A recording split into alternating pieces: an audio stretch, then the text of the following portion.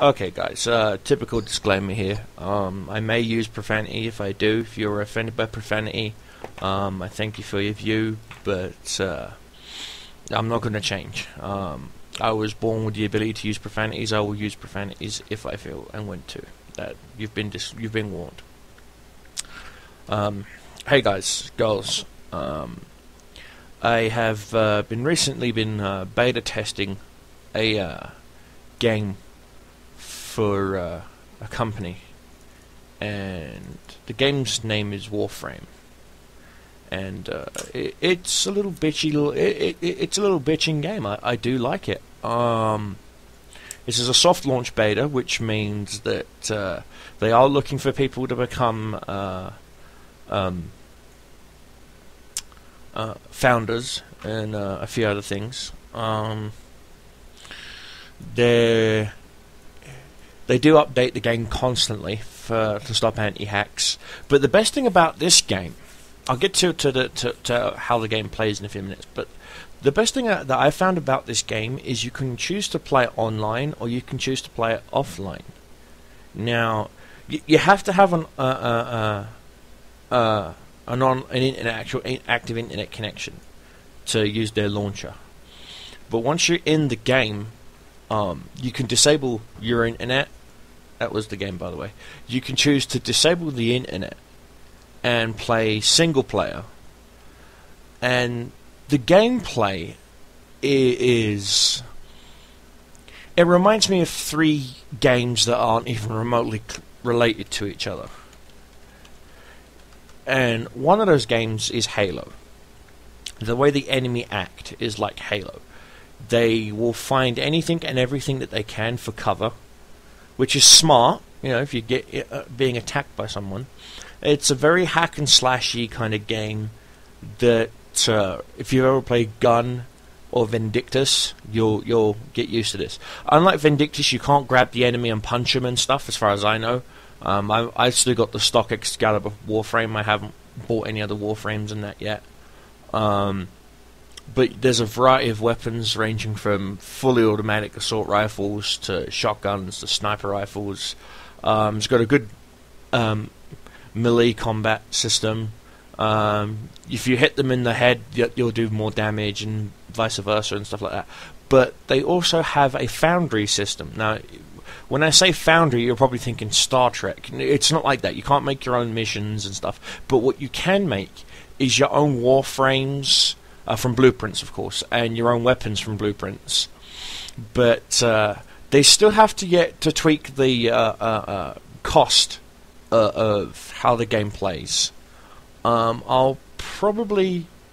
Yeah, it does allow for screenshots. Great. I'll throw some of the screenshots up for you guys. My Warframe is very reminiscent of Deadpool, one of my favorite Marvel comic characters.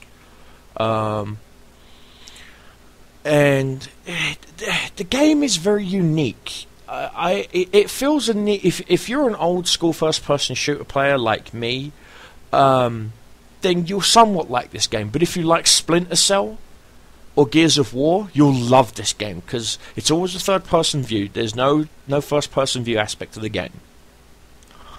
But I always played Unreal Tournament in third person view anyway. I hardly ever played it in first person, even though it was a first person shooter. I would purposely download mods and models that had a third person view, and it just gave me, because there was no FOV slider, and unfortunately I don't believe there's an FOV slider in this. You've got region, ports, analyze your networks. It'll tell you if there's anything wrong. Region chat, graphics. Oh, there is an FOV slider. I stand corrected. There is an FOV slider. Holy cow. Oh, yes, we will have that. Thank you very much. And the game itself is pretty cool. The bosses are immensely hard if you're trying to fight them alone. So when you get to do the boss missions, always go in a group, because it's always good to go in a group. But I've been playing the game mostly solo, because I've been trying to get some decent in-game footage, but for some reason it doesn't like Bandicam or Fraps, or I know it's not my machine. It must be my new graphics card. My old graphics card, my 4870X2, it's water cooled, and it finally took a crap on me. I was using a single core radiator, and I know I should have been using a double core, but my single core took a crap on me, and so I slowly baked my card, as they say. I haven't completely baked it, I just slowly baked it. And I shouldn't laugh, but the game itself, this game in question, is... It's a game that fits in a nice little niche role. If you're missing out on any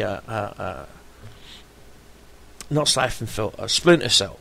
If you're missing out on any Splinter Cells, Tom Clancy Splinter Cells, you know, I'm a big fan of Splinter Cell. I've got all the Splinter Cells, including Rogue Agent, even though Rogue Agent was kind of iffy. Yep, I loved playing those games. Now, if the enemy hasn't spotted you at first, yes, you can do silent takedowns. However, once the enemy spotted you, that's it. You can no longer do silent takedowns, which is kind of upsetting. I mean, I would like the fact that the enemy could break and lose contact with you, and maybe that aspect of the game. But then again, it's a soft beta. Some of this isn't guaranteed, some of it is. Now, another aspect of the game that I absolutely adore is you can modify the weapons.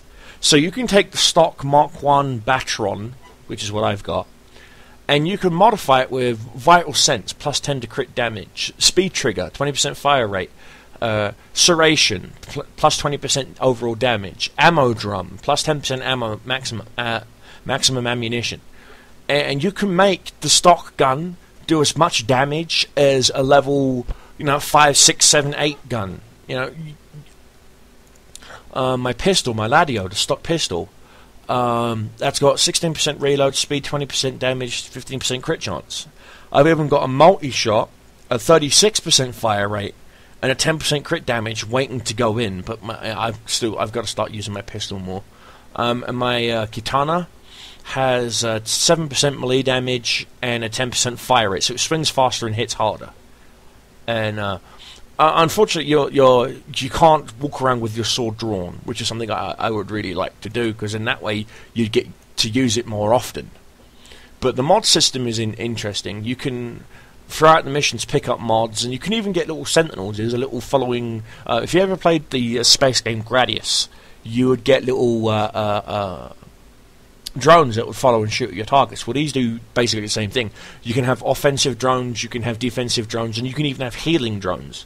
I was in a public game, and there was a guy with a healing drone, and he was just healing everyone. And yeah, it's a fun game. This game is fun.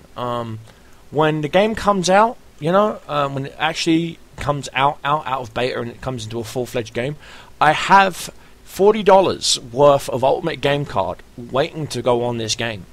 But because it's a soft beta, I'm really afraid that if I put the $40 on, I'm not going to get my $40 worth. Bear in mind, I am a big advocate for free-to-play games. I mean, I play World of Tanks, I play Star Trek Online. I used to have a pay-to-play account on Knights of the Old Republic, but I got messed around and by them so many times, I just decided to quit. So I stopped playing Knights of the Old Republic. In fact, I uninstalled it.